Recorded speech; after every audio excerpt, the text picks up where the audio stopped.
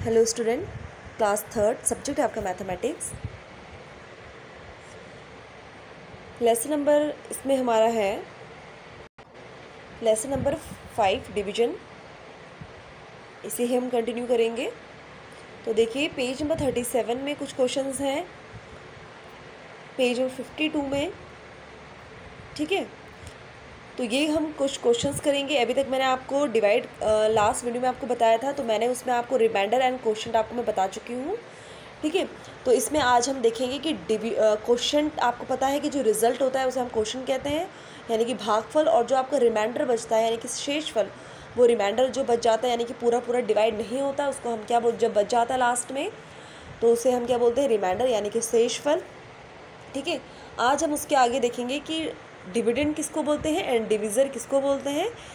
तो यहाँ पे देख लीजिए पेज, अभी मैं आपको सिंपल क्वेश्चंस करवा रही हूँ। आपको लेसन नंबर आपका 5 है, ये डिवीजन यानी कि भाग करना, डिवाइड करना।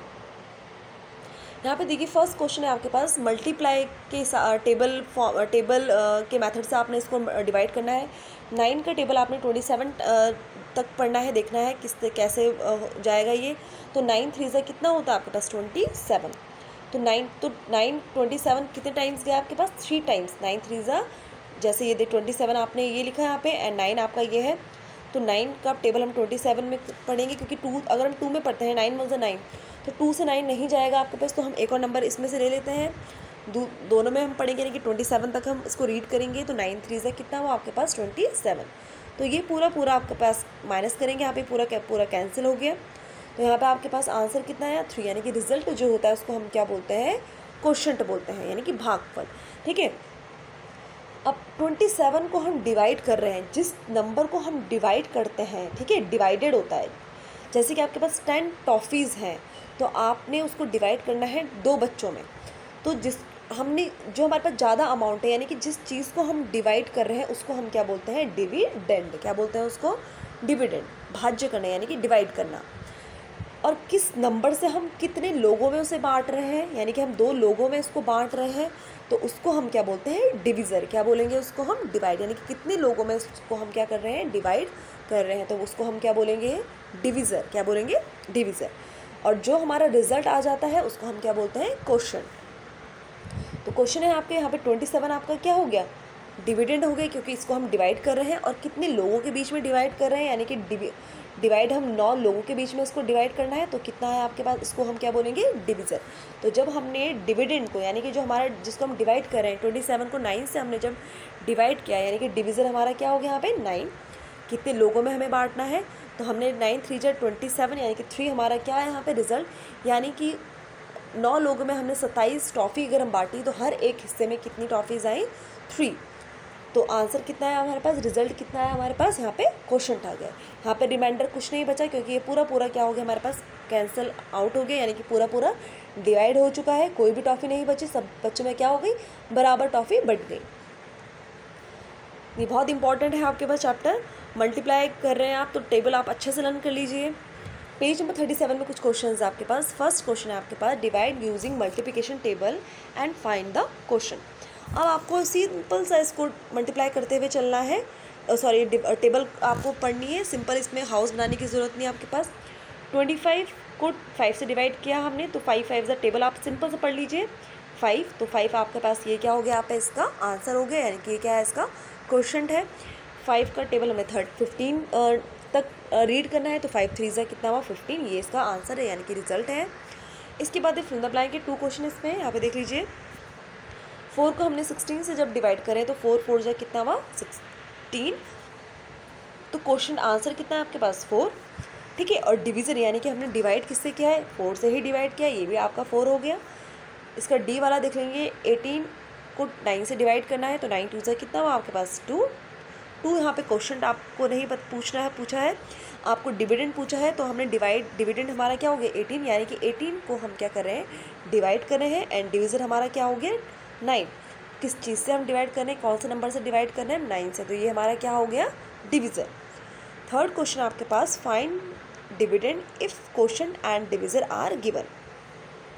ये थोड़ा सा डिफरेंट है। क्वोशंट आपको मिला है 3 एंड डिविज़र आपको मिला है 5, यानी कि रिजल्ट आपको पता है 3 है। कितने लोगों में बंटना है 5। अब हमको डिविडेंड नहीं पता कि टोटल कितना है, कि उसको हमने डिवाइड किया तो आंसर कितना है आपके पास 3। तो इसका छोटा सा फॉर्मूला लगाना है आपने। अगर आपको डिविडेंड निकालना होता है तो उसका फॉर्मूला, छोटा सा फॉर्मूला ये क्या है, क्वोशंट इनटू डिविज़र, यानी कि क्वोशंट को हम डिविज़र में क्या कर देंगे, मल्टीप्लाई कर देंगे। तो क्वोशंट कितना है आपके पास यहाँ पे 3 है, और मल्टीप्लाई बाय डिविज़र, यानी कि डिविज़र कितना गिवन है आपके पास 5, तो 5 3 जा 15। तो डिविडेंड कितना आया आपके पास 15। ठीक है, यहाँ पे देख लीजिए। नेक्स्ट है आपके पास 4 है इसका, put a circle around the dividend. अब डिविडेंड में आपने क्या करना है, सर्कल करना है। आपको पता है डिविडेंड क्या होता है, जिसको हम डिवाइड कर रहे होते हैं। तो यहाँ पे हम किसको डिवाइड कर रहे हैं, 10 को डिवाइड कर रहे हैं। तो ये हमारा क्या हो गया डिविडेंड। यहाँ पे हमने क्या कर दिया, सर्कल कर दिया। नेक्स्ट आपका 5, put a circle around the divisor. Divisor को सर्कल करना है, यानी कि कितने लोगों में इसको हमने क्या करना है, डिवाइड करना है। कौन से नंबर को हम डिवाइड कर रहे हैं, किस नंबर से हम डिवाइड कर रहे हैं, तो किस नंबर से हम डिवाइड कर रहे हैं, 6 को 3 से डिवाइड कर रहे हैं, तो इसमें हम सर्कल कर देंगे। क्वेश्चन नंबर 6 है आपके पास, put a circle around the question आपको पता है रिजल्ट है। तो 1 को हमने 9 से जब डिवाइड किया तो 1 9 से कितना हुआ 9। तो आपके पास आंसर कितना है यहाँ पे 9। तो क्वेश्चन के ही आपका, यानी कि इसको हमने सर्कल कर दिया। ठीक है, अब आप देखेंगे, अब आप एक क्वेश्चन हम ले लेते हैं। यहाँ पे डिवाइड करना है आपने, भाग करना है 845 को डिवाइड करना है आपने 4 से डिवाइड करना है। ठीक है, ऐसे मैं आपको डिवाइड वाला क्वेश्चन आपको करवा चुकी हूँ, तो एक बार और देख लीजिए। हम 4 का टेबल हमने पहले हम फर्स्ट डिजिट में चेक करेंगे। 4 यानी कि 4 8 से 8 जो है 4 से बड़ा है, तो इसका मतलब इसमें हम 1 डिजिट में अपना टेबल रीड कर सकते हैं। तो 4 2 जा कितना आपके पास 8 हुआ है यहाँ पे। ठीक है, अब ये पूरा कैंसिल हो गया, आप हम माइनस कर दिया। फिर हम इस 4 को हम नीचे ले लेंगे, तो 4 1 जा क्या हुआ 4, ये भी क्योंकि हम बराबर है तो इसको हम ऐसे ही लिख सकते हैं। तो 4 1 जा कितना हुआ 4, हमने माइनस करा तो कुछ नहीं बचा आपके पास। लास्ट में आपके पास एक नंबर बच गया 5 बच गया, उसको हम नीचे ले लेंगे। तो फिर 4 1 जा 4, तो 5 में से 4 गया कितना हुआ आपके पास 1 यहाँ पे बच गया।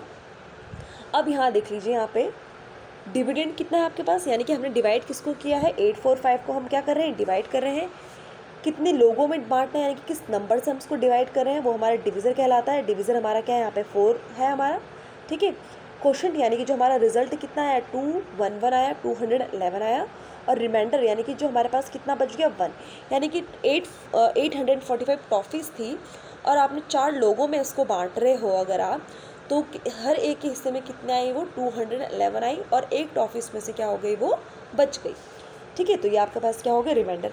अगर आप अपना क्वेश्चन चेक करना चाहते हैं कि जो आपने क्वेश्चन किया है वो सही है या गलत, तो उसके लिए भी आपके पास एक फॉर्मूला लगाना है आपने। देख लीजिए फॉर्मूला क्या है, सेम उसी तरीके से आपने जो पीछे किया था फॉर्मूला कैसे करना है, आपने वेरीफाई करना है, चेक करना है। Dividend equals to divisor into quotient plus reminder.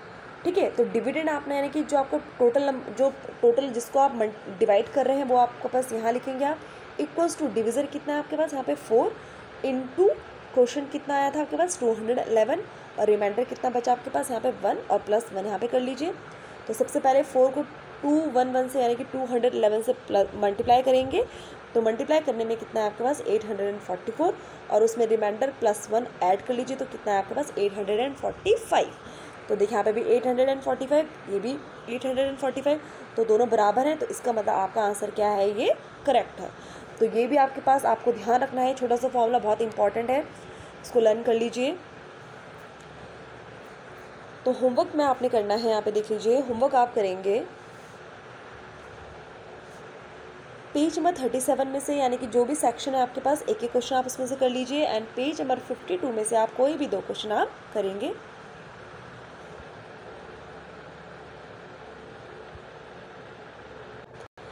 यहाँ पे देख लीजिए पेज नंबर 52 में आपकी वर्ड प्रॉब्लम्स हैं आपकी, सेम आपकी मल्टीप्लाई में ही डिवाइड में ही बेस्ड है आपकी। ठीक है, तो क्वेश्चन इसमें क्या है, 5 bags of wheat way 450 kg, यानी कि आपका जो गेहूं का बैग है, 5 आपके पास गेहूं का बैग है। ठीक है, 5 अलग अलग बैग्स हैं, उनका टोटल वेट कितना है 450 kg, यानी कि 450। अब आपको बताना है कि हर एक बैग कितने ग्राम, मतलब यानी कि कितना किलो का होगा, वो एक बैग में कितने किलो क्या होंगे, गेहूं होंगे। 5 बैगों को तो आपको पता है इतना है, लेकिन आपको ये नहीं पता कि एक बैग में कितने क्या है गेहूं है। तो आप क्या देखिए कैसे करेंगे आप, the weight of 5 bags of wheat कितना है, 450 kg है। The weight of 1 bag of wheat, यानी कि एक बैग का जो गेहूँ है उसमें कितना गेहूँ होगा, यानी कि कितने केजी गेहूँ होगा। तो इसे हम क्या करेंगे, डिवाइड। 450 को हमने डिवाइड करना है 5 से, तो 4 छोटा है तो हम 5 को भी ले लेंगे। 45 पे हम टेबल रीड करेंगे तो 4 9 से कितना होता है आपके पास, 45।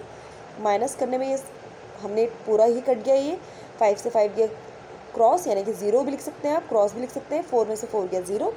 और जब आपके पास इस तरीके से 0 बच जाता है यहाँ पे, तो इसको सीधा आप क्या कर लेंगे, आंसर में, क्वेश्चन में यहाँ पे लिख लेते हैं। तो कितना है आपके पास, 90।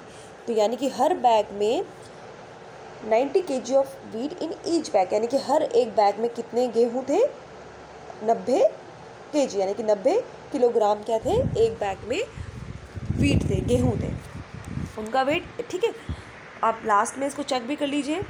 डिविडेंड इक्वल्स टू, जब हमने अभी पीछे किया था, dividend equals to division into quotient plus remainder. तो डिविडेंड कितना है आपके पास, 450 इक्वल्स टू डिविजन कितना है 5, क्वोशंट 9, 90 प्लस 0।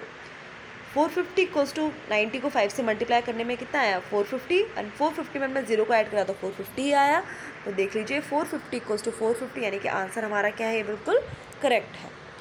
तो आपने भी इसी तरीके से क्वेश्चंस आपने प्रैक्टिस करनी है। प्रैक्टिस आपने सब बच्चों ने अच्छे से प्रैक्टिस करनी है। मैथ्स में बिना प्रैक्टिस के कुछ नहीं हो सकता, यानी कि आप इसमें लर्न नहीं करेंगे, लर्न तो नहीं कर सकते मैथ्स को।